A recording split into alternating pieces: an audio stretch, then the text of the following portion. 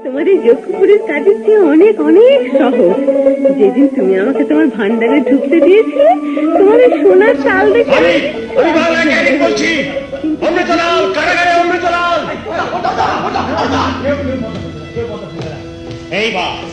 এইবার উন্মুক্ত তীরের তরবারি। কি হচ্ছে ক্যাপ্টেন বাবু? কি করছেন? কি করছি দেখবেন? আমি জুয়েল লড়বো। পিণ্ড পাথর, লোহা, সোনা, সেইখানে রয়েছে জোরের মূর্তি, আর ওপরের তলায় একটুখানি কাঁচা মাটিতে ঘাস উঠছে, ফুল ফুটছে, সেইখানে রয়েছে জাদুর খেলা।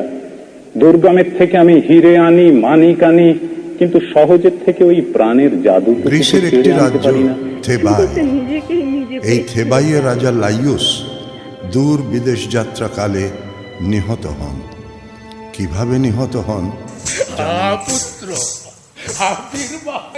মুখোশ আই লড়ে রত স্বর্ণচূর বিধায় পুরিয়া পুরি সাজিছে রাবণ রাজা বীর মাদে মাদি কারারই লৌহ কপাট ভেঙে ফেল করে লোপাট, রক্ত জমাট শিকল পূজার পাষাণ বেদি। সূর্য এই গানটা গাইছে।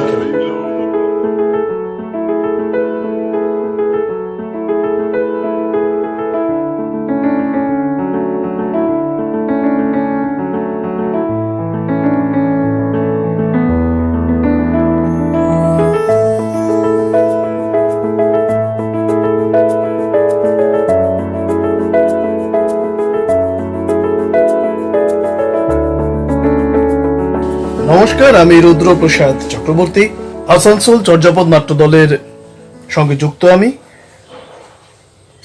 সবুজ সাংস্কৃতিক কেন্দ্র আমার অত্যন্ত কাছের, অত্যন্ত প্রিয় একটি নাট্য দল। তাদের আমন্ত্রণে থিয়েটার টক এই অনুষ্ঠানে কিছু কথা বলার জন্য আজকে এসেছি। সবুজ সাংস্কৃতিক কেন্দ্র অর্থাৎ রাজেশ দেবনাথ, তাদের দল। এই রাজেশের সঙ্গে আমার সম্পর্ক দীর্ঘদিনের, এবং রাজেশ আমাকে বলেছে নাট্য ও নাট্য সংগঠন এই বিষয়ে কিছু কথা বলার জন্য। রাজেশ বেশ কিছু প্রশ্নও পাঠিয়ে দিয়েছে, সেই প্রশ্নগুলোকে ধরে আমাকে আমার বক্তব্য রাখতে হবে। শুরুতেই আগে বলি যে রাজেশের সঙ্গে আমার সম্পর্কটা দীর্ঘদিনের, আগেই বললাম, এবং রাজেশ এবং আমি দুজনেই রবীন্দ্র ভারতী বিশ্ববিদ্যালয় থেকে স্নাতকোত্তর পাশ করি নাটক বিষয়। যদিও তার আগে রাজেশ রবীন্দ্র ভারতীতে গ্রাজুয়েশন পড়তো এবং আমি বিশ্বভারতীতে নাটক নিয়ে গ্রাজুয়েশন করতাম। আমাদের পরিচয়টা হয় 2010 সালে, এবং মনে আছে আমরা দুজনে একটি প্রযোজনায় কাজ করেছিলাম, আমাদের সিনিয়র একজন দিদির প্রযোজনায়। তারপর থেকে সম্পর্ক আরো গভীর হয়। রাজেশ, নবমিতা, তার সাথেও পরিচয় হয় আমার রবীন্দ্র ভারতী বিশ্ববিদ্যালয়তেই। ফলত রাজেশের আমন্ত্রণে আজকের এই বক্তব্যের শুরুতেই আমার যে কথাটা থাকবে তা হলো, আমি, রাজেশ, দেবু অর্থাৎ দেবব্রত ব্যানার্জি, শুভজিৎ ব্যানার্জি এবং দীপ চক্রবর্তী, এই 5 জনে মিলে আমরাও একটি নাট্য সংগঠন করেছি। যেহেতু আজকের বিষয়টি নাট্য সংগঠন এই বিষয়, ফলত আমরাও একটি নাট্য সংগঠন করেছি, যেই সংগঠনটির নাম ইউথ স্পিরিট অফ থিয়েটার। এবারে এই সংগঠনটি কিন্তু নাটক প্রদর্শন করে না, এটি একটি উদ্দেশ্য ভিত্তিক সংগঠন। বিশেষ উদ্দেশ্য নিয়ে সংগঠনটি তৈরি হয়েছে, তা হলো যারা পেশাদারিভাবে কাজ করছেন, যারা পেশাদারিভাবে কাজ করতে চান থিয়েটারে, তারা একত্রিত হয়ে রাষ্ট্রের কাছে কিছু আবেদন রাখব, এবং এই আবেদন আমাদের সকলের স্বার্থে, যারা থিয়েটার নিয়ে থাকার স্বপ্ন দেখছি, বাঁচার স্বপ্ন দেখছি, তাদের জন্য। আমরা একটি প্রপোজাল তৈরি করেছি, তাতে সই সংগ্রহ করছি, এবং সেই সই সম্বলিত যে আবেদনপত্র তা নিয়ে আমরা পৌঁছে যাব রাষ্ট্রের দরবারে। তো এই যে নাট্য সংগঠন অর্থাৎ নাট্যের উদ্দেশ্যে একটি সংগঠন আমরা গঠন করেছি। নাট্য দলগুলি বা যারা নাটকের সঙ্গে যুক্ত মানুষ, বিভিন্ন জন, টেকনিশিয়ানস হতে পারেন, অভিনেতা হতে পারেন, পরিচালক বা নাট্যদল, সকলের স্বার্থেই কিন্তু আমাদের এই উদ্যোগ। এবারে রাজেশের যে বিষয় অর্থাৎ নাট্য ও নাট্য সংগঠন, এই বিষয় নিয়ে কথা বলতে গিয়ে রাজেশ যে প্রশ্নগুলি পাঠিয়েছে সেটি মূলত আমাকে আমার নাট্যদল বা আমার নাট্য চিন্তা, আমার সাংগঠনিক চিন্তা এর বিষয়ে। আমি যেহেতু আসানসোল চর্যাপদ নাট্য দলের সঙ্গে যুক্ত, আমি তার ভিত্তিতে কিছু কথা হয়তো বলবো, কিন্তু সামগ্রিকভাবে আমার দেখা বিভিন্ন নাট্য দলের থেকে যে পাওয়া অভিজ্ঞতা, সেগুলির ভিত্তিতে আমি আমার বক্তব্যটি রাখবো। এখন রাজেশ যে প্রথম প্রশ্নটি করেছে তা হলো, একজন নাট্যশিল্পী ও নাট্য সংগঠক তাদের মধ্যে তফাৎ কি?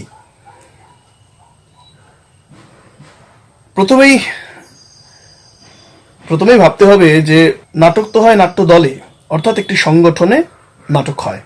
এবার সংগঠনটা চালাবেন কে বা কারা? কিছুজন নাটক করবেন আর কিছুজন সংগঠন চালাবেন, তা কি থিয়েটার দলে সম্ভব? অর্থাৎ নিয়মিত কিছুজন অভিনয় করতে আসবেন এবং কিছুজন নাটকের অন্যান্য কাজগুলি করবেন, অর্থাৎ সাংগঠনিক যে কাজকর্ম থাকে একটি সংগঠনের তা করবে। এখন মুশকিলটা হচ্ছে যে সাংগঠনিক কি কি কাজ থাকে তা ভেবে কিন্তু কেউ নাট্য সংগঠনে আসে না। অধিকাংশই আসেন অভিনয় করার জন্য, অর্থাৎ থিয়েটার করা মানে অভিনয় করা, নাট্য শিল্পী মানে অভিনেতা। এই ধারণাটা কিন্তু আমাদের কাছে অত্যন্ত প্রকটভাবে রয়েছে, যেই ধারণাটির সঙ্গে আমি নিজে ব্যক্তিগতভাবে দ্বিমত পোষণ করি বরাবর। কারণ থিয়েটার বা নাট্য, আমরা সবাই জানি, বহু একটি ক্লিশে হয়ে যাওয়া কথা আবার বলছি, যে থিয়েটার বা নাট্য বিভিন্ন শিল্পের মিশ্রণ, বিভিন্ন মানুষের একত্রিত ফল একটি নাট্য প্রযোজনা। এখন শুধু অভিনয় করাটিকে যদি নাট্যশিল্প বলে মনে করি, তাহলে বাকি বিষয়গুলিকে আমি কিন্তু অবহেলা করে ফেলছি। এখন একজন মানুষ খুব ভালো অভিনয় করেন, কিন্তু তিনি অভিনয়টা করবেন কোথায়? একটি নাট্য দলে করবেন, অর্থাৎ নাট্য সংগঠনে করবেন। এবার নাট্য সংগঠনটি কারা বাঁচিয়ে রাখছেন? যারা সংগঠনে কাজ করছেন। বিভিন্ন নাট্য দলগুলিতে সংগঠনটি বাঁচিয়ে রাখেন দলের ছেলেমেয়েরাই, দলের পরিচালক, দলের অন্যান্য অভিনেতা অভিনেত্রী, দলের যিনি সেটের কাজ করছেন, লাইটের কাজ করছেন, তারাই কিন্তু সাংগঠনিক কাজগুলো করে থাকেন অধিকাংশ সময়। সুতরাং একজন নাট্যশিল্পী হিসেবে আমি তাকেই তকমা দেব যিনি নাট্য দলের সমস্ত কাজগুলির সঙ্গে আনন্দের সঙ্গে এবং তার গুরুত্ব বুঝে যুক্ত থাকেন, তাকেই একজন নাট্যশিল্পী বলবো। সুতরাং শুধুমাত্র শিল্প প্রদর্শন করছেন তাকে কিন্তু শুধুমাত্র নাট্যশিল্পী বলা যাবে না। আপনি খুব একটা দেখবেন না যিনি নাটকের আলো করেন তাকে নাট্যশিল্পী বলা হয়, বা যিনি রূপসজ্জা করেন তাকে নাট্যশিল্পী বলা হয়, তাকে মেকআপ আর্টিস্ট বলা হচ্ছে, লাইট আর্টিস্ট বলা হচ্ছে, ঠিক আছে, কিন্তু তাদেরকে নাট্যশিল্পী হিসেবে ধরা হচ্ছে না। নাট্যশিল্পী তাহলে কাকে ধরা হচ্ছে? যিনি পরিচালক এবং যিনি অভিনেতা। এখন এই পরিচালক এবং অভিনেতাদের মধ্যে আবার একটু বিভেদ আছে। যেমন যিনি পরিচালক হন, মানে আমরা আগেকার দিনে যদি দেখবো যে পরিচালককে বলা হতো ম্যানেজার, কিন্তু এখন আর পরিচালককে ম্যানেজার বলা হয় না, কিন্তু কাজটা কিন্তু একই রয়ে গেছে। অর্থাৎ কোথা থেকে অর্থ আসবে, কোথায় মহলা হবে, অমুক চরিত্র অমুক দিন মহলে আসেনি, দুদিন আসেনি, 3 দিন আসেনি, তার সঙ্গে যোগাযোগ করা। কেউ নাটক করতে করতে ছেড়ে দিল, কেউ দল ছেড়ে দিল, তার সঙ্গে যোগাযোগ করা। একটি দলের আর্থিক দিকটিকে নিয়ে ভাবা, দলের প্রত্যেকের সঙ্গে প্রত্যেকের যোগাযোগকে ঠিক রাখা, দলের প্রত্যেকের ভালো মন্দ সুবিধা অসুবিধাগুলির খোঁজ রাখা, এই সব কিছু কিন্তু একজন পরিচালককে দেখতে হচ্ছে। কিন্তু পরিচালকের কাজ তো শুধু নাট্য পরিচালনা করা। যদি অভিনেতার কাজ শুধু অভিনয় করা হয়, আলোক শিল্পীর কাজ যদি শুধু আলো করা হয়, রূপসজ্জা শিল্পীর কাজ যদি রূপসজ্জা করা হয়, তাহলে পরিচালকের কাজ শুধুমাত্র পরিচালনা করা এবং একটি নির্দিষ্ট প্রযোজনাকে পরিচালনা করা। কিন্তু নাট্য দলগুলির ক্ষেত্রে দেখা যাচ্ছে সাংগঠনিকভাবে তিনি সমস্ত কাজটা করছেন বা বলা ভালো করতে বাধ্য হচ্ছেন না। এটা হয়তো সব দলের কথা বলছি না, কিন্তু অধিকাংশ দলেই এই ঘটনাটি দেখতে পাওয়া যায়। তাহলে আপনি নাট্যশিল্পী বলে কাকে আপনি মান্যতা দেবেন? শুধুমাত্র যিনি একটি কাজ করছেন তাকে, নাকি যিনি একটি নাট্য দলের সমস্ত কাজের সঙ্গে যুক্ত থাকছেন? কারণ নাটক বা নাট্য বিষয়টি যেহেতু সমস্ত কিছুর মিশ্রণ, এবং যিনি সমস্ত কিছুর সঙ্গে নিজেকে যুক্ত রাখার চেষ্টা করছেন, সমস্ত কিছু সম্পর্কে ওয়াকিবহাল হওয়ার চেষ্টা করছেন, একটি নাট্যদল প্রয়োজনার বাইরেও প্রচুর কাজ থাকে, সেই কাজগুলির সঙ্গে যিনি যুক্ত থাকছেন, আমি মনে হয় তাকে আমি নাট্যশিল্পী বলে বেশি মান্যতা দেব।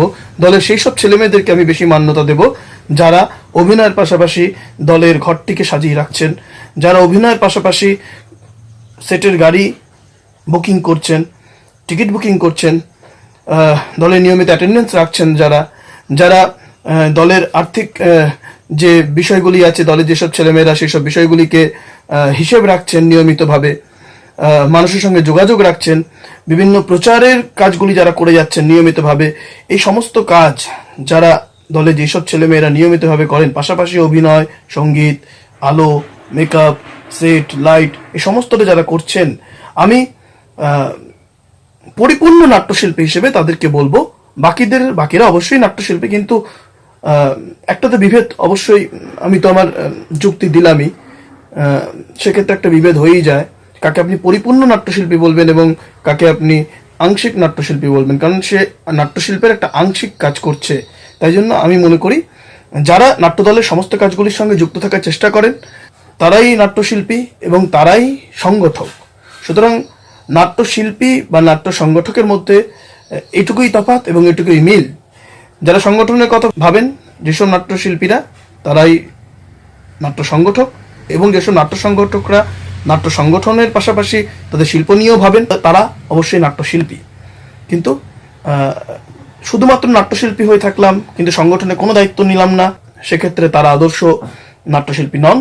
এবং অনেক সময় সংগঠনের ক্ষেত্রে দেখা যায় সাংগঠনিক কাজ অনেকে করতে ভালোবাসেন কিন্তু মঞ্চে তারা খুব একটা স্বতঃস্ফূর্ত নয়, সেক্ষেত্রে তাদেরকে হয়তো সাংগঠনিক দিক থেকে সংগঠক বলা যেতেই পারে, কিন্তু তাদেরকে তখন নাট্যশিল্পী হিসেবে হয়তো শিল্প যেহেতু তারা প্রদর্শন করছে না, শিল্পের জন্য অনেক কিছু করছেন, সেক্ষেত্রে তাদেরকে সংগঠক শুধুমাত্র বলা যেতে পারে, কিন্তু তাদেরকে হয়তো নাট্যশিল্পী বলা যাবে না তাদেরকেও। এরপরে রাজেশ যে প্রশ্নটা করেছে যে নাট্য শিল্পী না সংগঠক কোনটা থিয়েটারের জন্য প্রয়োজনীয়, আমার মনে হয় আমার আগের উত্তরেই আমি উত্তরটা দিয়ে দিয়েছি যে শিল্পী না সংগঠন, কোনটা সংগঠক কোনটা আগে। আসলে সত্যি খুব বিতর্কিত বিষয়, মানে শিল্পের জন্য সংগঠন নাকি সংগঠনের জন্য শিল্প।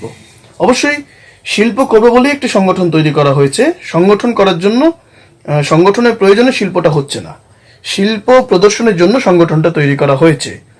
কিন্তু শিল্পের জন্য যখন সংগঠন তৈরি করা হয়েছে তার মানে সংগঠনের একটি প্রয়োজনীয়তা রয়েছে, এবং যদি সংগঠনের প্রয়োজনীয়তা থাকে এবং সেটি তৈরি করার প্রয়োজন পড়ে তাহলে সেটিকে রক্ষা করার দায়িত্ব কিন্তু শিল্পীদের উপরেই বর্তায়। ফলত শিল্পী নাকি সংগঠন, এই প্রশ্নটাও কিন্তু অত্যন্ত সরল তার উত্তর। শিল্পের জন্য যদি সংগঠন হয় তাহলে সংগঠনের দায়িত্ব শিল্পীকেই নিতে হবে। তবে এমন অনেক সংগঠন দেখতে পাওয়া যায় যারা সাংগঠনিকভাবে খুব দুর্দান্ত ক্ষমতা রাখে, যাদের এক কথায় হয়তো 50-60 জন সদস্য চলে আসবেন, যাদের বিভিন্ন অনুষ্ঠানগুলিতে সদস্যরাই এত বেশি যে দর্শক কম হলেও বোঝা যাবে না, এরকমও অনেক সংগঠন আছেন, এবং যা সত্যি ঈর্ষণীয়। এবং একটি সংগঠনকে তৈরি করে রাখা, সংগঠনের সাংগঠনিক ক্ষমতা থাকা, এটা কিন্তু একজন সংগঠনের যিনি কর্ণধার, যিনি সাংগঠনিক যিনি বিষয়টিকে নজরে রাখেন, যার হাত ধরে এই সংগঠনটি তৈরি হচ্ছে, তাদের প্রতি আমার অগাধ শ্রদ্ধা রয়েছে। কিন্তু তারপরেও দেখা যায় যে এরকম অনেক সংগঠন রয়েছে, অনেক ছেলে মেয়ে, অনেক ক্ষমতা রয়েছে, আর্থিকভাবেও সাংগঠনিক ক্ষমতা রয়েছে, কিন্তু প্রযোজনার মান অত্যন্ত দুর্বল। এবার আপনি বলতে পারেন যে প্রযোজনার মান কে ঠিক করবে? সত্যি তো এটা অত্যন্ত আপাত বিষয়, কারণ আপনার কাছে যা ভালো আমার কাছে তা খারাপ হতে পারে, আমার কাছে যা ভালো আপনার কাছে তা খারাপ হতেই পারে, এবং সেটা হওয়া হয়তো অত্যন্ত স্বাভাবিক বিষয়। কিন্তু থিয়েটারের আর এক নাম যদি আবিষ্কার বলে আমি মনে করি বা আমরা মনে করি, সেক্ষেত্রে নাটকগুলি গতানুগতিকভাবে একই রকমভাবে চলে যাচ্ছে এবং তাতে কোনো গবেষণা নেই। সে নাটকগুলি সেই যেভাবে তারা প্রথমে নাটক করতেন সেই দিনের পর দিন সেই একই ফর্ম, একই অভিনয় ধারা, একই রকমের গল্প এবং একই রকমের মঞ্চ, একই রকমের আলো, সবটাই একই রকমের, যেন প্রথম নাটকটাই কন্টিনিউশন দেখে যাচ্ছি এখনো পর্যন্ত। এবং তাতে নাটকগুলি থেকে নতুন প্রজন্ম যে আকর্ষিত হবে এমন কোনো কাজ হয়তো আমরা দেখতে পাচ্ছি না। ফলত সেই নাটকগুলি যারা করছেন তারা ওই সাংগঠনিকভাবে খুব শক্তিশালী, এবং তাদেরকে জিজ্ঞাসা করা হলে বলে আমরা তো ভালোবেসে থিয়েটার করি, এইভাবেই চলছে। কিন্তু তারা শিল্পটাকে উৎকৃষ্ট জায়গায় নিয়ে যাওয়ার জন্য আদৌ খুব একটা সচেষ্ট নন। আবার এমন অনেক প্রয়োজনও দেখেছি যেখানে নাট্য দল বলে বিষয়টি খুব একটা গুরুত্বপূর্ণ নয়, মানে হয়তো দলে গুটি কয়েক সদস্য রয়েছে কিন্তু দেখা যাচ্ছে যে যেই প্রয়োজনটি করছেন তাতে 50-60 জন ছেলে মেয়ে রয়েছে, এবং প্রত্যেকেই হয়তো বাইরে থেকে গুণী বিভিন্ন শিল্পীদেরকে নিয়ে একটি অ্যাসেম্বল করে একটি নাটক তৈরি হচ্ছে এবং দুর্দান্ত সেই কাজগুলি হচ্ছে। এবারে সেক্ষেত্রে সংগঠন বললে কিন্তু আদৌ কিছু নেই, কিন্তু দিনের শেষে দেখা যায় একটি সংগঠনের প্রয়োজনীয়তা অবশ্যই পড়ে। কারণ নাট্যদলের তো অর্থ বেশি নেই। আপনি কতটা আপনি ভাড়া দিয়ে কাজ করবেন, কত আর্টিস্টকে আপনি বাইরে থেকে নেবেন, কত ব্যাকস্টেজে কাজ করার জন্য মানুষজনকে বাইরে থেকে ভাড়া করবেন। একটি সংগঠন যখন থাকে, শক্তিশালী সংগঠন যখন থাকে এবং তারা যখন ভালো কাজ করে, তখন তাদের দলের যারা ছেলে মেয়ে থাকে তারাই তো সম্পূর্ণ কাজটা করে। পরিচালক থেকে অভিনেতা সবাই সবাই তখন যখন তারা মঞ্চে তখন তারা অভিনেতা, যখন তারা ব্যাকস্টেজে তখন তারা ব্যাকস্টেজ আর্টিস্ট, যখন তারা মেকআপ রুমে। যেমন আমাদের দলেই আজ পর্যন্ত এমন কোনো নাটক হয়নি যাতে কোনো বাইরে থেকে রূপসজ্জা শিল্পীকে নিতে হয়েছে। কারণ আমাদের দলে এক দুজন এমন আছেন যারা এই রূপসজ্জার কাজটা দলের ছেলে মেয়েদেরকে তারাই করান, কারণ তারা সেটা শিখেছেন এবং থিয়েটারের স্বার্থেই তারা শিখেছেন। আমাদের আলোর জন্য শিল্পী যেমন রয়েছেন, তেমন অনেক সময় এমনও হয়েছে যে দলের ছেলেমেয়েরাই হয়তো আলো অপারেট করেছে, গিয়ে আলো সেটিং করেছে। এবং আমাদের সেটের জন্য আজ পর্যন্ত আমরা বাইরে থেকে কাউকে হায়ার করে আনিনি। আমাদের সেটের ডিজাইনও আমরাই করি এবং বানানোর কাজটাও দলের ছেলেমেয়েরা মিলেই করে।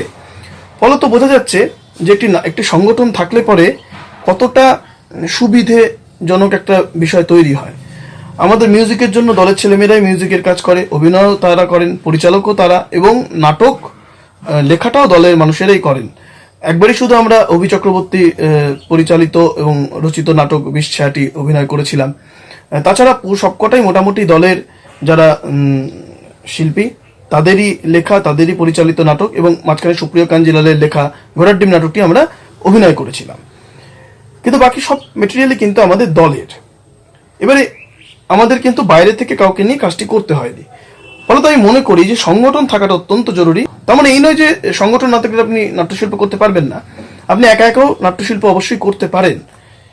কিন্তু আমি নিজে বিশ্বাস করি যে একসাথে সবাই মিলে কাজ করার যে মজা, যে আনন্দ, এবং তারা সবাই নিজের দলের মানুষ, একদমই নিজের কাছের মানুষ, প্রত্যেকের আবেগ যেভাবে দলটির প্রতি থাকবে। মানে একটি নাটক যখন শেষ হয় তখন যারা দলের ছেলে মেয়ে তারাই কিন্তু স্টেজের পাশে কিছু পড়ে আছে কিনা, অডিটোরিয়ামের বাইরে ফ্লেক্সটা খোলা হলো কিনা, সাউন্ডের টাকা দেওয়া, লাইটের টাকা দেওয়া, হলের টাকা দেওয়া, বা টিফিন এলো কিনা, টিফিন ডিস্ট্রিবিউশন, মেমেন্টো দেওয়া, সব কাজটা তো দলের ছেলেমেয়েরাই করে। এবং তারা করে এই কারণেই যে তারা দলটাকে ভালোবাসে বলে, কারণ তারা নিজেদের দায়িত্ব বলে মনে করে। আমি এখানে একটি কথা বলি, আমি নিজে মনে করি এই নাট্যদলের ক্ষেত্রে আমরা অনেক সময় বলি যে আমাদের নাট্যদল, কিন্তু আমি বলি আমার নাট্যদল। কথাটা শুনতে হয়তো একটুখানি অন্যরকম মনে হচ্ছে যে কেন আমার নাট্যদল বলছি, তাহলে কি দলটির মালিক আমি? কথাটি সেরকম নয়। এখানে আমারের মধ্যে অনেকগুলো আমি ঢুকে রয়েছে। আমাদের দলে প্রত্যেকটি আমি মিলে এই আমিটা তৈরি হয়েছে।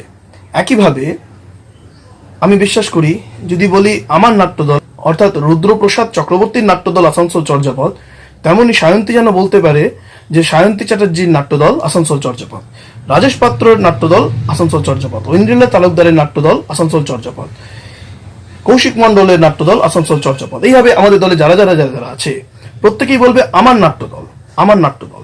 কারণ যেই মুহূর্তে সবটাই আমার বলবো, যেমন বলি আমার দেশ, সপ্তকোটি সন্তান যার ডাকে উঠছে আমার দেশ, আমাদের দেশ বলছি না, মেরা ভারত মহান বলি, হামারা ভারত মহান হয়তো বলি, কিন্তু মেরা ভারত মেরে বতন কে লোগো এই কথাটি আমরা বলি। কারণ দেশ আমার, মা আমার, নাট্যদল আমার, আমার একান্ত ব্যক্তিগত অনুভূতি, সেটা একান্ত ব্যক্তিগত জায়গা আমার নাট্যদলটি। এবং যেই নাট্যদলের প্রতিটি সদস্য এইভাবে একান্ত ব্যক্তিগতভাবে নিজের নাট্যদলের প্রতিটি বিষয়কে মনে করবে, তার নাট্যদলে ভালো মন্দ, সুখ দুঃখ সবকিছুকে একান্ত ব্যক্তিগত মনে করবে, তখনই সে বলবে আমার নাট্যদল একান্ত আমার। সেই জন্য আসানসোল চর্যাপদ নাট্যদলের প্রত্যেকটি সদস্য বিশ্বাস করে যে নাট্যদলটি তার, না রুদ্রদার, না সায়ন্তী চ্যাটার্জির, না রাজেশ পাত্র, না ইন্দ্রিলা তালুকদার, কারোর একার নয়, কিন্তু সবার একান্ত নিজের। এই নাট্যদলে কোনো মালিক নেই, এই নাট্যদলে সবাই মালিক, সবাই রাজা। এবং সেইটা যে মুহূর্তে হয়, সেই মুহূর্তে সবাই অত্যন্ত ভালোবেসে নিজের দায় থেকে, নিজের দায়িত্ব থেকে নাট্য সংগঠনটিকে এগিয়ে নিয়ে যায়। ফলত আমাদের যখন শিল্প প্রদর্শিত হয়, অর্থাৎ নাট্যশিল্প যখন প্রদর্শিত হয়, তার মধ্যেও সেই মাখো মাখো ব্যাপারটা, তার মধ্যেও সেই আন্তরিকতাটা অনেক বেশি মাত্রায় থাকে। এই জন্য আমাদের নাটকে কোনো স্টার না থাকা সত্ত্বেও আমাদের নাটক মানুষের ভালো লাগে, মানুষের ডাক পায় বারবার করে, এবং মানুষের আশীর্বাদ পাচ্ছে। ফলত আমি মনে করি যে এবং নাট্যশিল্প প্রদর্শনের জন্য নাট্য সংগঠন অবশ্যই জরুরি। তারপরে যে প্রশ্নটি করেছে রাজেশ, নাট্য নির্দেশক হিসেবে কি কখনো কোনো কম্প্রোমাইজ করেছি? আমরা যে দেশে বাস করি রাজেশ, সেই দেশে তো কম্প্রোমাইজ করি থিয়েটারটা করতে হয়, অনেক কিছু কম্প্রোমাইজ করতে হয়, অনেক কিছু কম্প্রোমাইজ করে আমাদের হয়তো একটি নাট্য দল চালাতে হয়। আমরা যা চাই তা কি পাই? মানে যেমন আমি পাচ্ছি না, তেমন যিনি হয়তো ভারতবর্ষের সব থেকে দামি থিয়েটারটি করছেন তারও কোথাও না কোথাও কম্প্রোমাইজ তাকেও করতে হচ্ছে। আসলে জীবনে কম্প্রোমাইজ, আমি না এটাকে কম্প্রোমাইজ বলবো না, আমরা তো কম্প্রোমাইজ করি, কিন্তু অনেক বেশি আন্ডারস্ট্যান্ডিং আমি বলবো, এই শব্দটাকে ইউজ করব, আন্ডারস্ট্যান্ডিং শব্দটাকে ব্যবহার করব। কারণ দেখতে পাওয়া যাচ্ছে যে আমরা যেটা পাচ্ছি না সেটা নিয়ে হাহুতাশ না করে আমরা যদি সেই না পাওয়াটাকে বরঞ্চ ব্যবহার করলাম, না পাওয়াটাকে যদি ক্যাশ করলাম, তাহলে হয়তো নতুন কিছু তৈরি হতে পারে। অর্থাৎ আমাদের নাটক লজ্জাতে শেষ দৃশ্যটা আমি ভেবেছিলাম যে, যারা লজ্জা নাটকটি দেখেছেন যে জানেন যে মাঝখানে একজন মেয়ে দাঁড়ায় এবং একটি কাপড় চারদিক থেকে বিস্তৃত হয়ে ছড়িয়ে যায়, মঞ্চ জুড়ে একটি কাপড় ছড়িয়ে যায় চতুর্দিকে। এবং আমার দৃশ্য পরিকল্পনাটি এই ছিল যে মাঝে যে মেয়েটি দাঁড়াচ্ছে, যে চরিত্রটি দাঁড়াচ্ছে তিলোত্তমা, সে আস্তে আস্তে ওপর দিকে উঠে যাচ্ছে এবং এরিয়াল লাগানো থাকবে এবং সে উঠে যাবে। কিন্তু আমি যখন কার্যক্ষেত্রে করতে গেলাম সেই কাজটি, দেখলাম যে আমাদের আসানসোলে সেই পরিকাঠামো নেই, এরিয়াল লাগিয়ে মঞ্চ থেকে সেই কাজটি করা যাবে না, মঞ্চ হয়তো ভেঙে পড়ে যাবে। সেই জায়গায় দাঁড়িয়ে আমরা সেই কাজটি করতে পারলাম না। কিন্তু তার পরিবর্তে যেটি হলো সেটি দেখে বহু গুণী নাট্যজন বলেছেন যে ওই দৃশ্যটি দেখার জন্য নাকি মাইলের পর মাইল তপ্ত গরম রাস্তাতে হেঁটে হেঁটে এসে দেখতে, মানে হেঁটে আসা যায় ওই দৃশ্যটি দেখার জন্য। বিশেষ করে আমার নাট্য ব্যক্তিত্ব নাটককার সঞ্জয় চট্টোপাধ্যায়ের কথা মনে পড়ছে, উক্তিটি করেছিলেন একটি পত্রিকাতে। আমরা এরকম বহু নাটক করি, মানে এমন নাটক অনেক সময় চরিত্র হিসেবে ভাবি যে অমুক জন করলে ভালো হয়, কিন্তু জানি সে অনেক দূরে থাকে, তাকে আমি ডেকে করাতে পারবো না নিয়মিত মহলা, বা তার আসা যাওয়ার খরচ থেকে শুরু করে তার খরচ আমি হয়তো বেয়ার করতে পারবো না নাট্য দলের পক্ষ থেকে। সেই জন্য তাকে দিয়ে করানো হয়নি, আমরা তৈরি করে নিয়েছি নিজের দলের ছেলে মেয়েদেরকে এবং তারাই তখন কাজগুলি করে। তাহলে এটা তো কম্প্রোমাইজ নয়, এটা বরঞ্চ ভালো হলো যে দলের ছেলেমেয়েরা তৈরি হচ্ছে, অভিনেতা হিসেবে তারা তৈরি হচ্ছে। আমি চাইলেই কলকাতা থেকে একজন আলোকশিল্পীকে আনতে পারবো না, আমি আসানসোলের একজন আলোকশিল্পীকে দিয়ে কাজ করছি। তিনি যখন আমাদের সাথে কাজ করলেন, আমাদের ধারার সঙ্গে তার ধারা প্রথমে হয়তো মিল ছিল না, কিন্তু তারপরে যখন মিলে গেল তখন কিন্তু জিনিসটি অন্যরকম একটি উপাদান তৈরি হয়ে গেল এবং আমাদের নাটকে আলো একটি বিশিষ্ট চরিত্র হিসেবে স্থান পেয়ে গেল। সুতরাং আমি কলকাতা শিল্পী পেলাম না বলে আমি এনাকে নিলাম, এইটা ভাবি না, আমি আমার এখানেই কাজ করবো। সুতরাং এটা আন্ডারস্ট্যান্ডিং আমি বলবো। কম্প্রোমাইজ করে আমি যে আলোক শিল্পীকে নিচ্ছি, কম্প্রোমাইজ করে আমার দলের ছেলেটিকে নিচ্ছি অভিনয়ের জন্য, তা কিন্তু নয়। আমি বিশ্বাস করি যে যেটুকু পাবো তা দিয়েও উৎকৃষ্ট মানের খাবার বানানো যায়। আমার মা আলুর চোকলা, পটলের চোকলা যেগুলো ফেলে দিই আমরা, সেগুলো দিয়ে দেখি সুন্দর বড়া বানিয়ে দেয়। মানে একটা বড়া বানিয়ে দিল, আমি খেলাম, খাওয়ার পরে বললাম কি দিয়ে বানিয়েছো গো? বলে বল কি দিয়ে বানিয়েছি। তারপরে অনেকক্ষণ জিজ্ঞাসা করার পরে মা বলে ভালো লাগছে তো খেতে? হ্যাঁ ভালো তো লাগছে, কি দিয়ে বানিয়েছো? তখন মা বলে যে আলুর চোকলা দিয়ে, কি পটলের চোকলা দিয়ে। তো মানুষ যেগুলো ফেলে দেয় সেই উদ্বৃত্ত জিনিসটা দিয়ে মা কিন্তু বানাচ্ছে এই বড়া,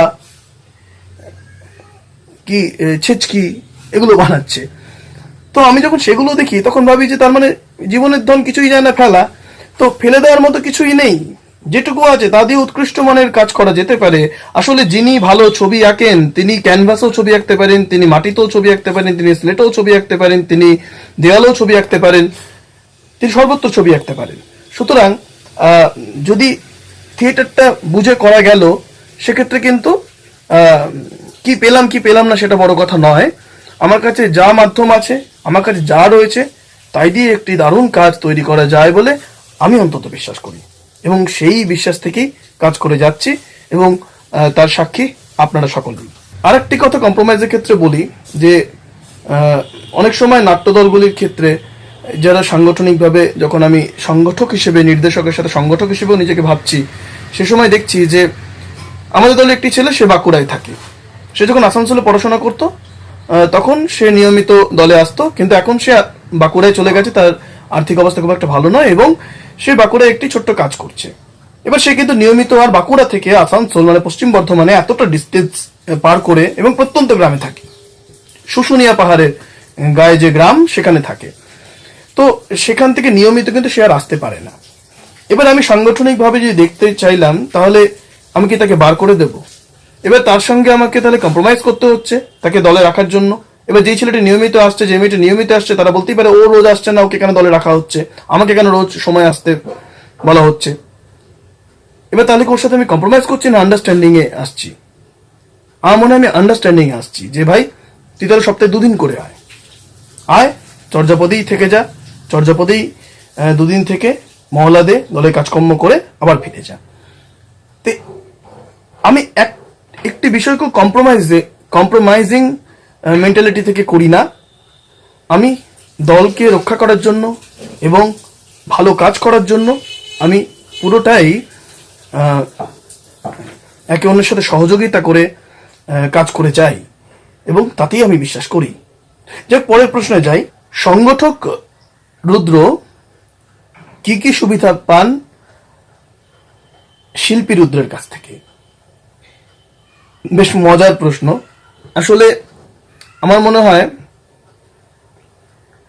আমি যখন নাট্যদলটি প্রতিষ্ঠা করি, সে সময় আমি বিশ্বাস করেছিলাম যে আমাদের নাট্যদলটি এমনভাবেই তৈরি হোক যাতে ভবিষ্যতে নাট্যদলটি ওই বোটানিক্যাল গার্ডেনের যে বট গাছটি রয়েছে তার মতো হয়ে যায়, অর্থাৎ মূল কাণ্ড কোনটি সেটি যেন কেউ না খুঁজে পান। আমি যেরকম ভাবে নিজেকে তৈরি করার চেষ্টা করি, 24টি ঘন্টা আমি নাটকের সঙ্গে থাকার চেষ্টা করি। আমার থাকা, আমার খাওয়া, আমার শোয়া 24 ঘন্টার মধ্যে অধিকাংশ সময় চর্যাপদের ঘরটিতেই, কারণ আমি আমার বাড়িতেই চর্যাপদের মহলা কক্ষটি তৈরি করে রেখেছি। তার বিশেষ কারণ রয়েছে, কারণ যাতে আমি সারাক্ষণ সেই কাজটির সঙ্গে থাকতে পারি। এখন আমিও চাই যে আমাদের দলের, নাট্যদলের যে ছেলেমেয়েরা রয়েছে তাদের মধ্যে এমন কিছু ছেলেমেয়ে তৈরি হোক যারাও কিন্তু 24টি ঘন্টা থিয়েটারের সঙ্গে থাকার চিন্তা করুক। কারণ থিয়েটারে যারা পেশাদারিভাবে কাজ করবে তারা যদি 8 ঘন্টা শিল্পের সঙ্গে থাকবে তাহলে তো হয় না। কারণ শিল্পী, আমি বিশ্বাস করি শিল্পীর কোনো ঘড়ি হয় না, ঘড়ি থেকে অন্তত, আর যাই হোক ঘড়ি থেকে চাকরি হতে পারে, ঘড়ি থেকে শিল্প হয় না। তো সেই জায়গায় দাঁড়িয়ে আমি চাই আমার মতো ছেলেমেয়ে দলে আরো বৃদ্ধি পাক, যারা দলটিকে ভালোবাসবে এবং দলটির উন্নতির চেষ্টা করবে প্রতিনিয়ত, প্রতি মুহূর্তে।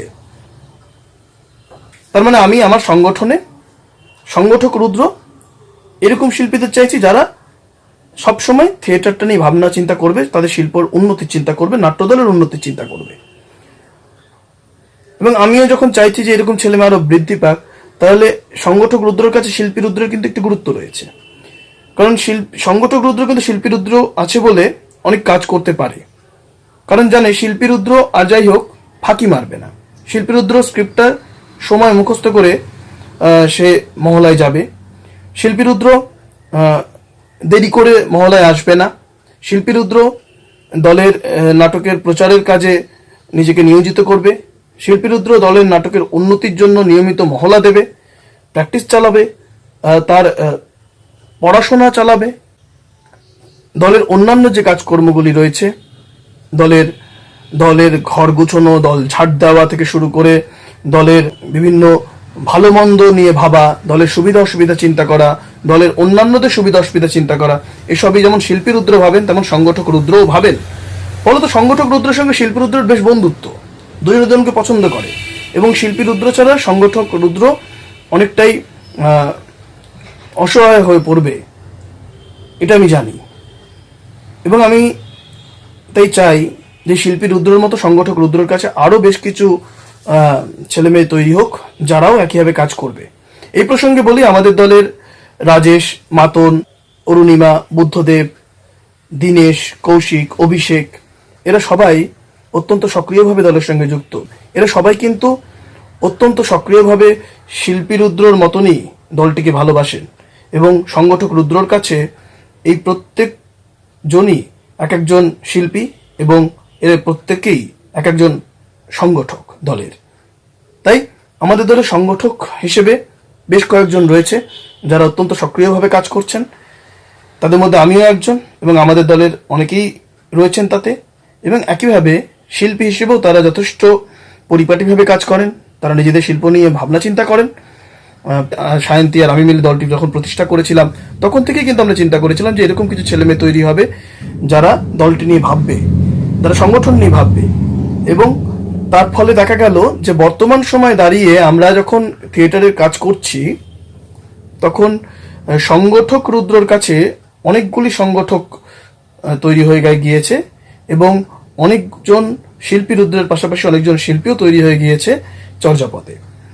তাই শুধু রুদ্রর কাছ থেকেই যে সংগঠক রুদ্র, শিল্পী রুদ্রের কাছ থেকে সংগঠক রুদ্র সুবিধা পায় তা নয়, এই বাকি শিল্পীদের কাছ থেকেও বা বাকি সংগঠকের কাছ থেকেও কিন্তু সংগঠক রুদ্র যথেষ্ট সাপোর্ট পায়। তবে এরকম শিল্পী রুদ্র বা শিল্পী রুদ্র যদি আরো দলে বাড়লো তাহলে সংগঠক রুদ্রের শক্তি আরো বৃদ্ধি পাবে এবং সেই সংগঠক রুদ্র বা নির্দেশক রুদ্র বা ম্যানেজার রুদ্র আরো ভালো ভালো কাজ করতে পারবে বলে আমি বিশ্বাস করি। এরপরে রাজেশ যে প্রশ্নটি করেছে যে স্বাধীন শিল্পী যারা নাট্য জগতে, তারা কি নাট্যদলের যারা শিল্পী, স্থায়ী যারা শিল্পী, তাদের থেকে অধিক রোজগার করছেন,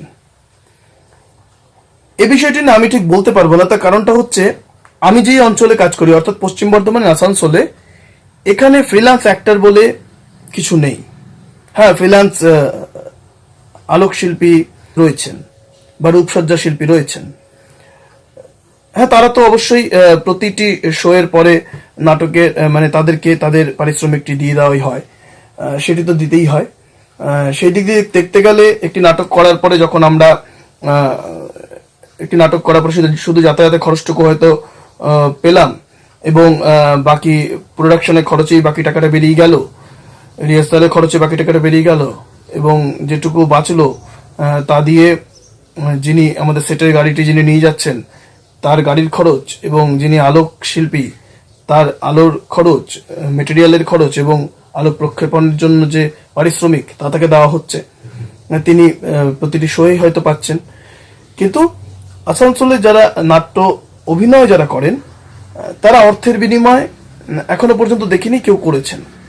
কারণ আমাদের দলে কোনো ফ্রিল্যান্স অ্যাক্টর আজ পর্যন্ত কাজ করেননি, কিন্তু দুটি প্রয়োজনাতে আসানসোলের একটি নাট্য দলের দুজন শিল্পী সমীর দত্ত এবং অর্ঘ্য চক্রবর্তী তারা কাজ করেছিলেন এবং তাদেরকে যখন প্রয়োজনার পরে আমি একটি খামে ভরে টাকা দিতে গিয়েছি, তারা খামটি নেওয়ার পরে যখন দেখেছেন তাতে টাকা আছে তারা তা ফিরিয়ে দিয়েছেন এবং জোর জবরদস্তি তা ফিরিয়ে দিয়েছেন এবং খুব বকে বলেছিলেন যে টাকার জন্য যদি থিয়েটার করাস তাহলে করবো না, টাকার বিনিময়ে কিন্তু তোর কাছে অভিনয় করতে আসেনি, ভালোবাসি বলে অভিনয় করতে এসেছি।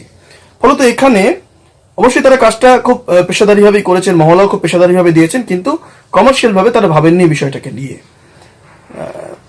ফলত তারা যদি নিয়মিত আমাদের সঙ্গে অভিনয় করতেন, কত টাকা রোজগার করতেন সেই বিষয়টি কিন্তু আমি জানি না। আমি ফ্রিল্যান্সার হিসেবে বেশ কিছু জায়গায় কাজ করেছি, যেমন কলকাতা ইফতার, রাজরক্তে কাজ করেছি, সুকচর পঞ্চম রেপার্টারিতে বিসর্জনে কাজ করেছি, আচার্য প্রফুল্লচন্দ্র রায় কাজ করেছি, আবার এদিকে শ্রী তরুণ প্রধান তার নাট্যদল যে ষড়ভুজ সেখানেও কাজ করেছি, ফ্রিল্যান্সার হিসেবে কাজ করেছি সেখানে। কিন্তু কোথাও আমি অর্থের জন্য কাজ করতে যাইনি।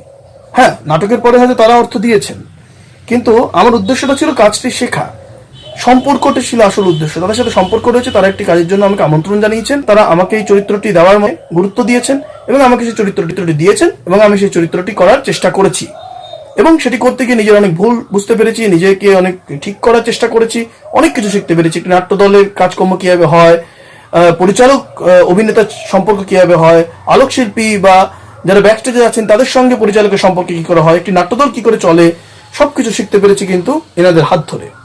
কলকাতা কেন্দ্রিক যে নাট্যদলগুলি সেগুলিতে দেখা যায় যে বেশ কিছু ফ্রিল্যান্সাররা কাজ করেন এবং তারা অত্যন্ত গুণী মানুষ, তারা নিজের যোগ্যতায় তারা ফ্রিল্যান্সিং করছেন এবং তারা নিশ্চয়ই ভাবে তারা প্রতি রিসের পরে তারা অর্থ পান। নাট্যদলের ছেলেমেয়েরা যদি অর্থ নাও পান কিন্তু তাদের অর্থটি অবশ্যই দিতে হয়, এটা তো খুব স্বাভাবিক ব্যাপার, যেহেতু তারা বাইরে থেকে আসছেন তাদের অর্থটি দিতেই হবে। কিন্তু আমরা চেষ্টা করি যে নাটকের দলের যারা ছেলে মেয়ে তাদেরকেও তাদের পারিশ্রমিক দেওয়ার একটা চেষ্টা আমাদের চলে এবং এই কারণেই কিন্তু আমরা রেপার্টারি সিস্টেমের মধ্যে ঢোকার চেষ্টা করছি। ভারত সরকারের যে রেপার্টারি সিস্টেম আছে সেটি যদিও আমরা অ্যাপ্লাই করে রয়েছি এবং তা স্যাংশনও হয়ে রয়েছে, কিন্তু আজ পর্যন্ত তার অর্থ দেখতে পাইনি। সেই অর্থ যদি কোনোদিনও আসে তাহলে দলের ছেলে মেয়েদেরকে কিছু নিশ্চয়ই তাদের পারিশ্রমিক তারা হয়তো যোগ্য পারিশ্রমিক তারা নিশ্চয়ই কখনোই পাবে না, কারণ যে অর্থটি মিনিস্ট্রি দেয় তা তো অত্যন্ত কম। এবং এখনো আমরা চেষ্টা করি যখন রেপার্টারি সিস্টেম নেই তখনও তাদের কাজের জন্য, তাদের নাটক লেখার জন্য বা অভিনয়ের জন্য আমরা চেষ্টা করি যে যখন যেমনভাবে পারা যায় তাদেরকে সাম্মানিক দেওয়া।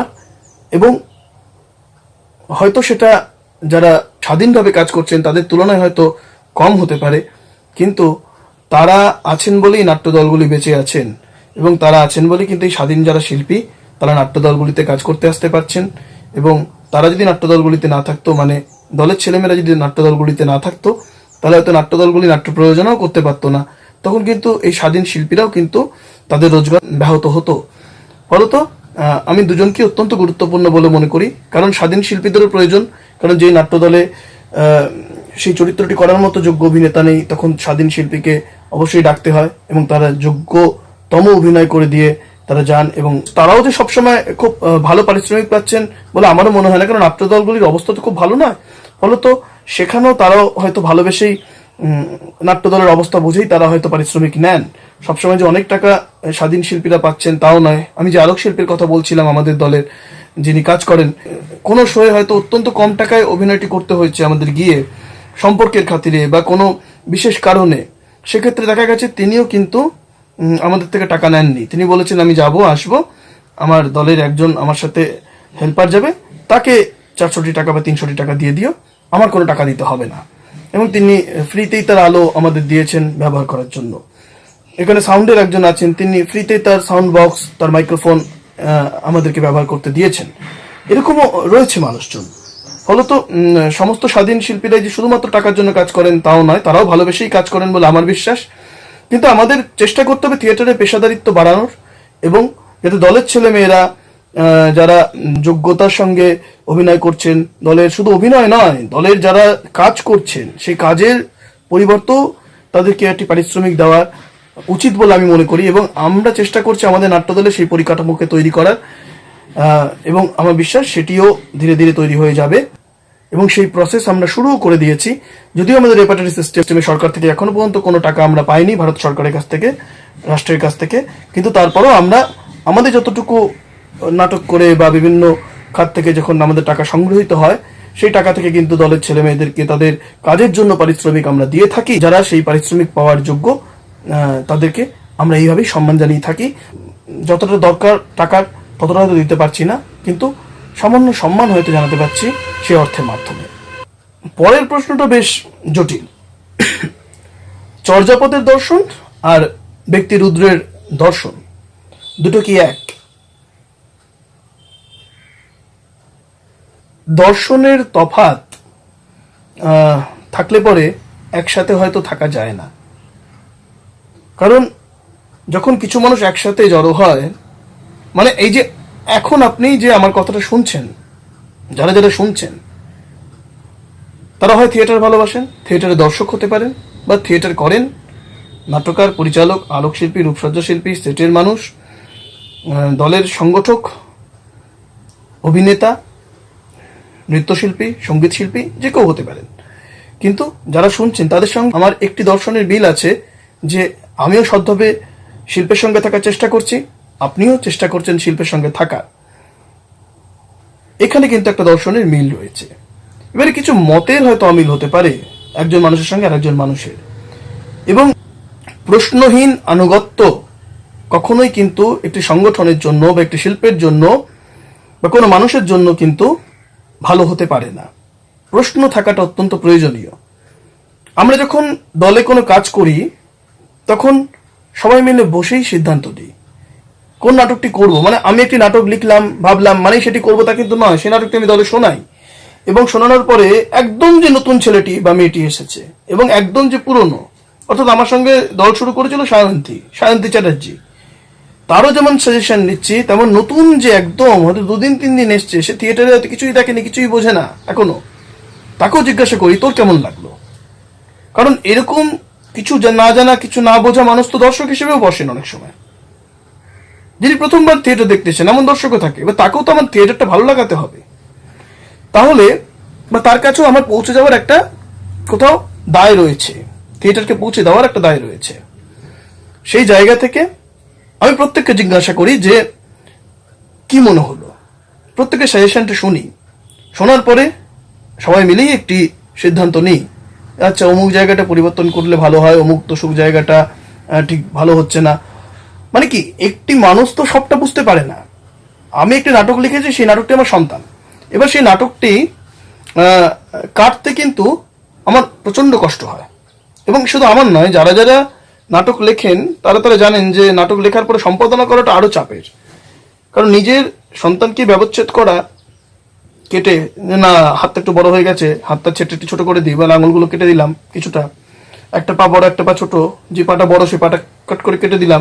এই নিজের সন্তানকে পারা যায় না। ডাক্তারকে দিলে পরে ডাক্তার সুন্দর কেটে দেবেন, কোনো আবেগ কাজ করবেন না তার সেখানে, কারণ তার সেটা পেশা। সেরকম নাট্যদলে যিনি নাটকগুলো লিখছেন না তারা হয়তো নির্মমভাবেই সমালোচনা করেন এবং আমি শুনি, তর্ক হয়, কিন্তু তারপরে একটি সিদ্ধান্তে আমরা আসি যে এটি ভালো, এটি মন্দ, এটি করলে এটি হতে পারে, সেটি করলে সেটি হতে পারে। এই ধরনের আলোচনা চলে এবং নাটকের নামও কিন্তু আমরা সবাই মিলে বসেই ঠিক করি। আমি একটি নাম বললাম, আরেকজন একটি নাম বলল, আরেকজন আরেকটি নাম বললো, এই করতে করতে করতে শেষে গিয়ে একটি নাম ঠিক হলো, বা আমার দেওয়া নামটা বা আরেকজনের দেওয়ার নামটা দুটো মিলে এবং আরেকজনের দেওয়ার নামটা তিনটে মিলে হয়তো একটি নাম তৈরি হয়ে গেল। এরকমও হয়েছে। আমাদের ফেস্টিভ্যালে কি হবে, খাবারের মেনু কি হবে, কোন দিন কোন নাটক থাকবে, কোন কোন বক্তা থাকবেন, এই সবটাই কিন্তু দলের ছেলে মেয়েদের সঙ্গে মিলেই কিন্তু কাজটা হয়। ফলত চর্যাপদের দর্শন সকলের দর্শনের মিলিত প্রয়াস। চর্যাপদের যেই দুটি দর্শন অত্যন্ত গুরুত্বপূর্ণ, যেটি প্রথম থেকেই তৈরি করার চেষ্টা করেছিলাম, তা হলো শিক্ষিত শিল্পী গঠনের মাধ্যমে শিক্ষিত শিল্প প্রদর্শন। সেই কাজটি এখনো পর্যন্ত চলছে এবং সেই কাজে যারা বিশ্বাসী তাদেরকেই এই দলে স্থান দেওয়া হয়। এবং আরেকটি বিষয় যে সৎ হতে হবে, কুৎসা করলে চলবে না। কোনো নাটক দেখে এসে সে নাটক খুব বাজে দেখা যায়নি এইসব আলোচনা করলে চলবে না। সে নাটকের যে ভালো দিকগুলি আছে সেগুলি তুলে ধরো এবং যেটি বাজে দিক সেটিকে ফেলে দাও। কোনো মানুষের ক্ষতি চিন্তা করলে চলবে না, কাউকে প্রতিযোগী ভাবলে চলবে না। প্রতিযোগী নিজের আগের কাজটাকে ভাবতে হবে, নিজের আগের অভিনয়টিকে ভাবতে হবে, নিজের বানানো সেটটিকে ভাবতে হবে, নিজের লেখা নাটকটিকে প্রতিযোগী ভাবতে হবে।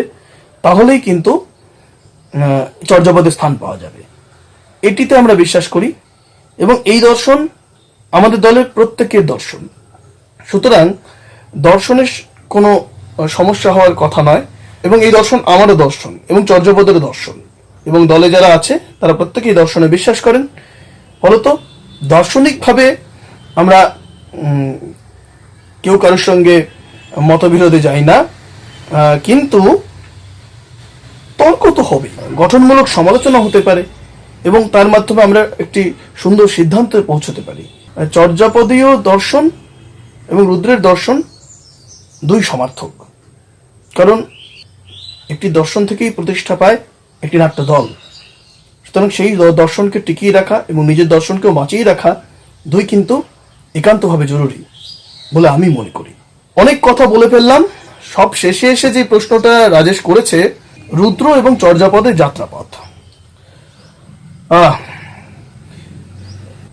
আসলে যাত্রা পথটা তো হ্যাঁ পথেই রয়েছি। সুতরাং পথে চলতে চলতে বেশি কথা তো বলা যায় না। বেশি কথা বললে পরে ক্লান্ত হয়ে পড়বো এবং ক্লান্ত হয়ে পড়লে পরে সামনের রাস্তাটা আর হাঁটতে পারবো না। তাই জন্য মনে করি যে খুব সামান্য যাত্রাপথ আমি হেঁটেছি এবং এখনো 100 মাইলস বাকি আছে এবং সেই 100 মাইলস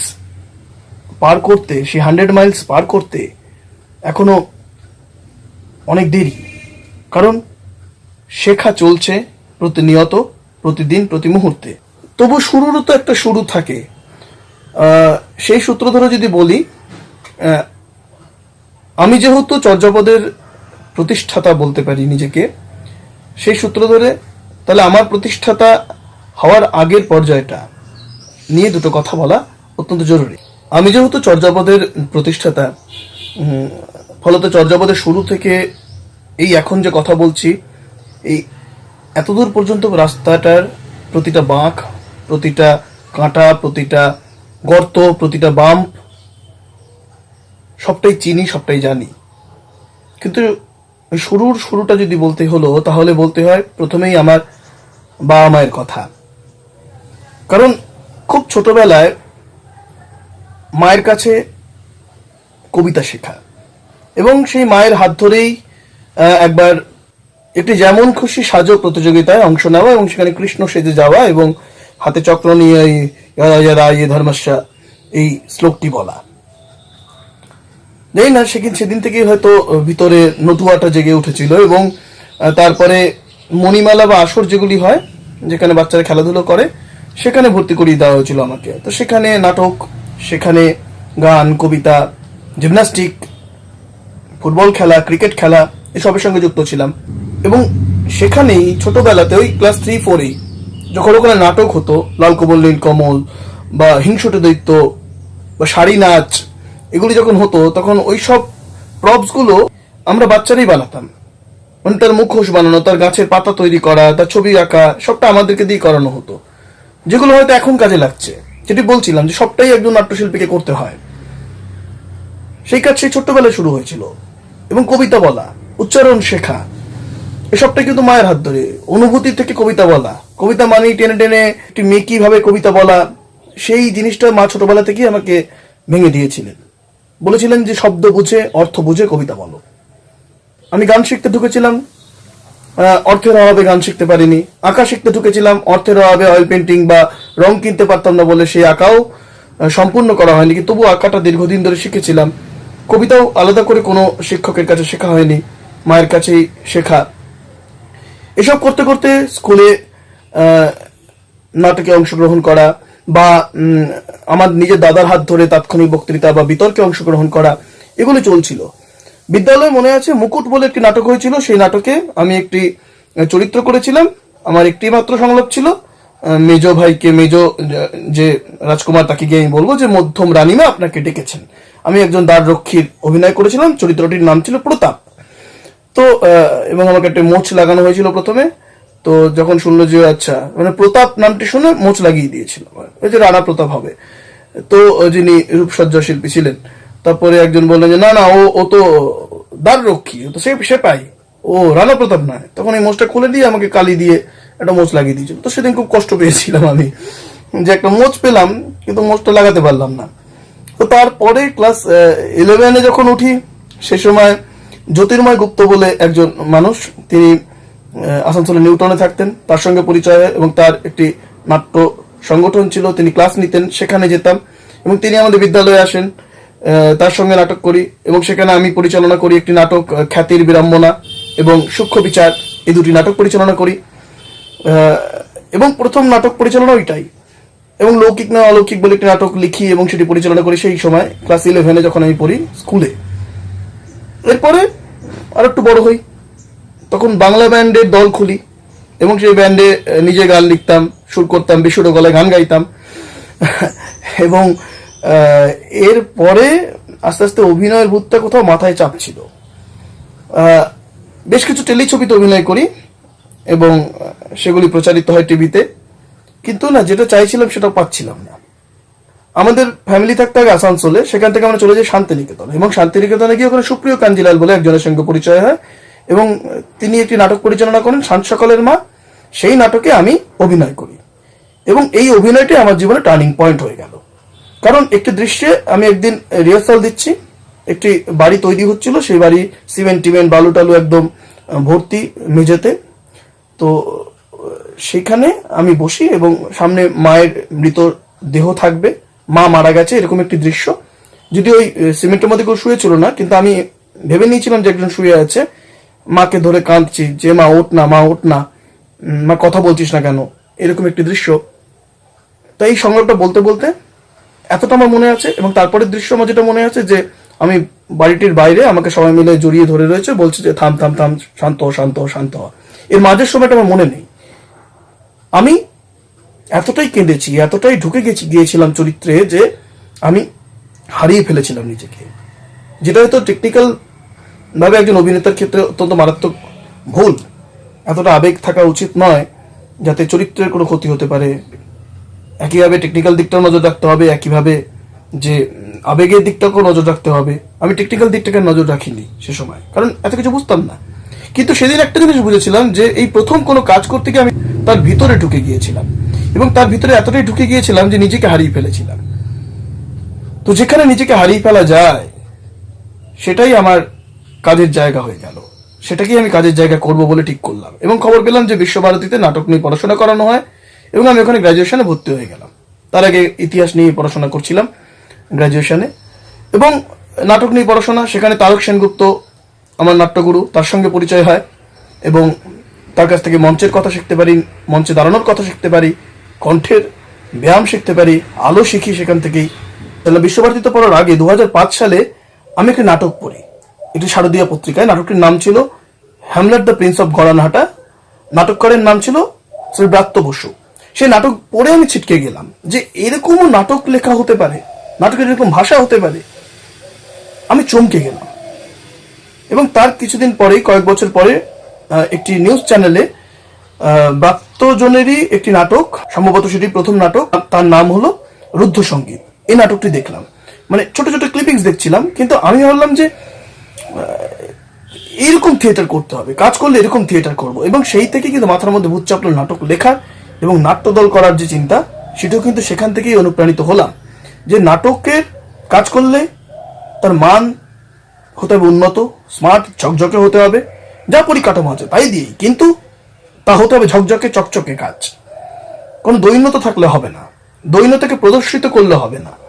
আপনার কাছে যদি ওই আগেই বলছিলাম যে ওই চোকলাটি যদি আছে, তাহলে সেই চোকলা, সে আলুর চোকলা, সেই পটলের চোকলা দিয়েই কিন্তু বড়া হতে পারে, কিন্তু সেই বড়াটি হতে হবে উৎকৃষ্ট, খেতে যেন ভালো হয়, সেই উদ্দেশ্যটি থাকতে হবে। রবীন্দ্র ভারতীতে যখন পড়ছিলাম তখন কিন্তু বেশ কিছু শিক্ষকের অবদান রয়েছে আমার জীবনে, যাদের মধ্যে অন্যতম শ্রী দ্বিজেন বন্দ্যোপাধ্যায়, দেবাশিস রায় চৌধুরী, তরুণ প্রধান, সুভাষিস হালদার, সিদ্ধার্থ দা, শুভ স্যার, সৌমিত্র বসু। এনাদের অবদান অনস্বীকার্য আমার জীবনে।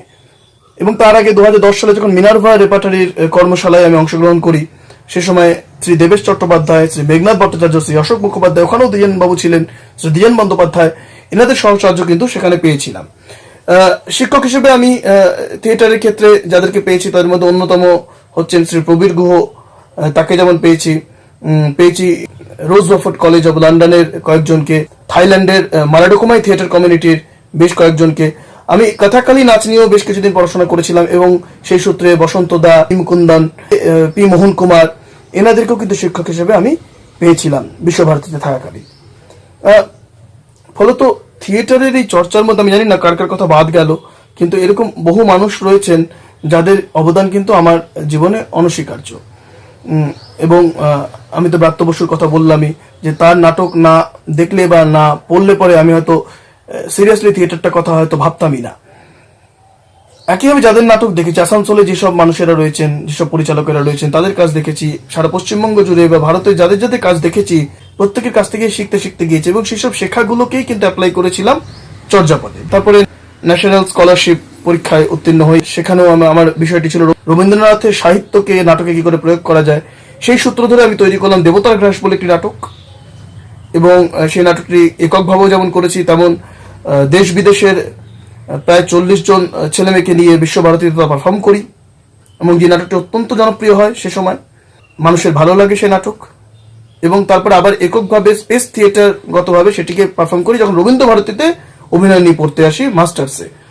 সেখানে পারফর্ম করার পরে শ্রী দেবাশিস চক্রবর্তী যিনি শতাব্দী নাট্য দলের সঙ্গে যুক্ত, তিনি নাটকটি দেখেন এবং দুদিন পর আমাকে ফোন করে বলেন যে একটি কল শো আছে, করবি? ততদিন আমার নাট্যদল প্রতিষ্ঠা পেয়ে গেছে, মানে আসানসোল চর্যাপদ প্রতিষ্ঠিত হয়ে গেছে। আমি বলি হ্যাঁ করবো। তখন সরসোনা বেহালাতে আয়না নাট্যগোষ্ঠীর 25 বছর পূর্তি ছিল, সেখানে আমাদের নাটকটিকে ডাকা হয় এবং আমি আর সায়ন্তী লিটারালি বাড়িতে না বলে, মিথ্যে বলে, মানে ও তখন হোস্টেলে থাকতো, তো বাড়িতে না জানিয়ে আমার সঙ্গে ও সরসোনা চলে যায় বেহালাতে এবং নাটকটি আমি এককভাবে প্রদর্শন করি। এই হলো আমাদের প্রথম অভিনয় চর্যাপদে। শুরু হলো চর্যাপদের যাত্রা এবং এই যাত্রাপথে আমি প্রথম থেকেই ঠিক করেছিলাম যে চর্যাপদ কখনো কোনো আলাদা কোথাও আজ এখানে কাল ওখানে অমুকের বাড়ির ছাদে তসুকের বাড়ির বারান্দায় মহল্লা দেবে না। অনেক দলকেই দিতে হয় বাধ্য হয় আমি জানি, কিন্তু আমি চাইনি চর্যাপদ সেটা করুক। তাই জন্য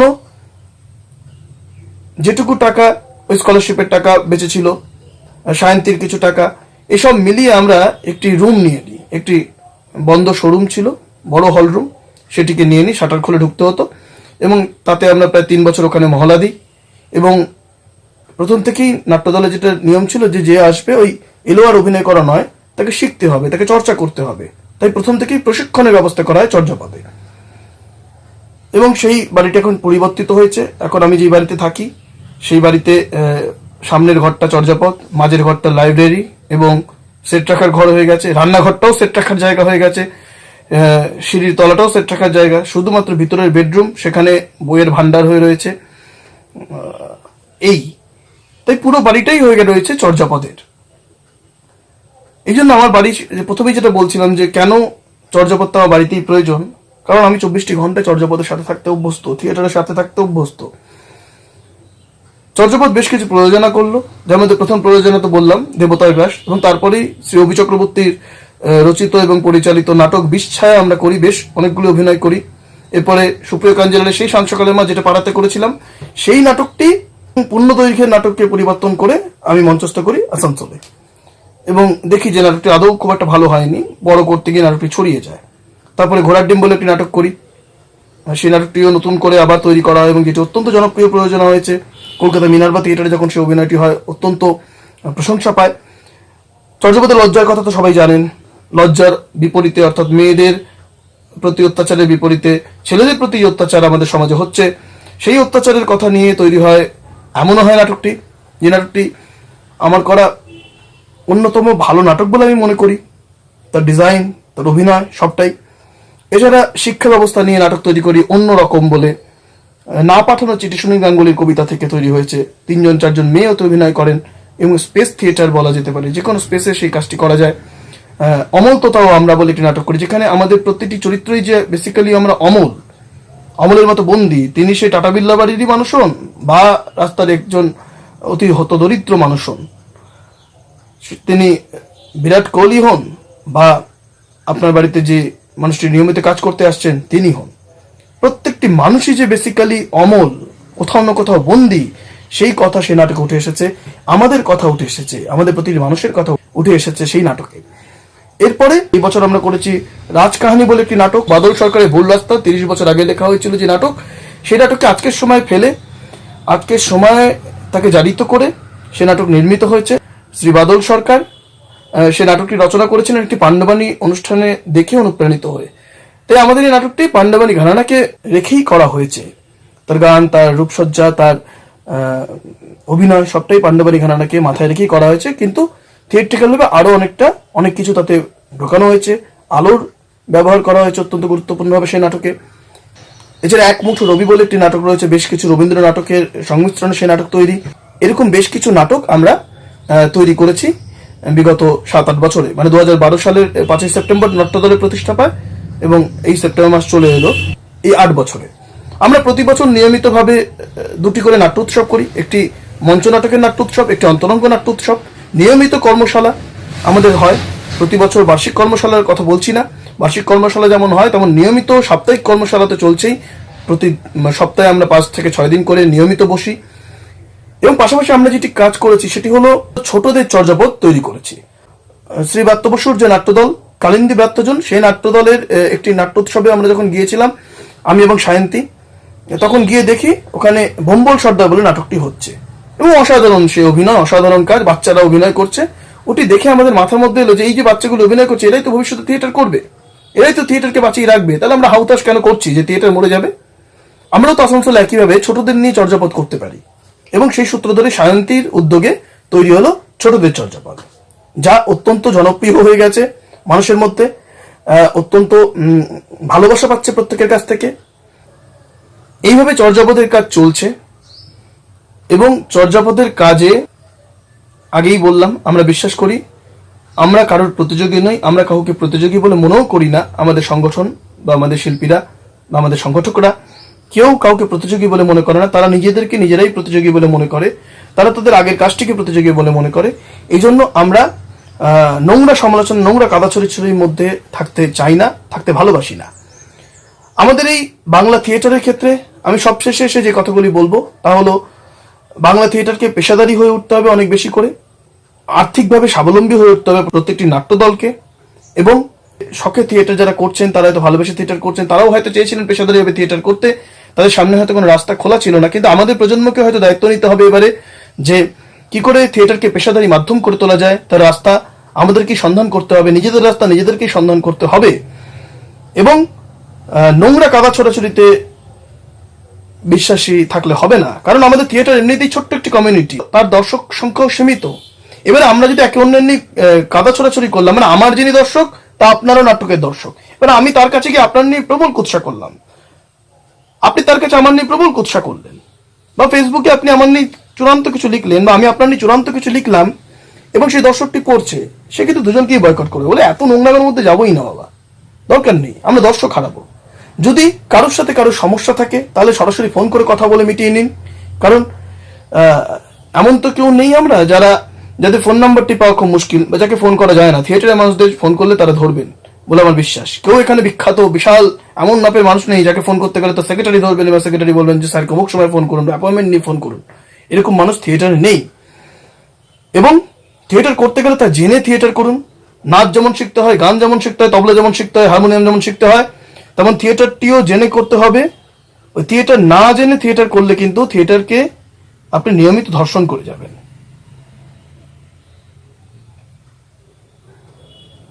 কারণ একটি নতুন ছেলে যে প্রথমবার থিয়েটার দেখতে আসছে, সে হয়তো এমন একটি থিয়েটার দেখছে যে থিয়েটারটি এমন জনরা করছে যারা থিয়েটারের থও বোঝে না, এবং তারা যে থিয়েটারটি প্রদর্শন করছে তা অত্যন্ত বাজে, মানে অত্যন্ত খারাপ প্রোডাকশন। কারণ না জেনে যে কাজটি হয় সেটি কখনোই ভালো হয় না। মানে আপনি গ্রামার ভাঙুন, আপনাকে গ্রামার ভাঙতেই হবে, নতুন জিনিস তৈরি করতেই হবে। শিল্পের তাই সংজ্ঞা, 2 এ 2 4 হয়, কিন্তু শিল্পীকে করতে হবে 2 এ 2 5 বা 2 এ 2 7। এটি শিল্পীর কাজ, নতুন কিছু দেওয়া, নতুন কোনো ভাবনাকে মানুষের সামনে উপস্থাপিত করা।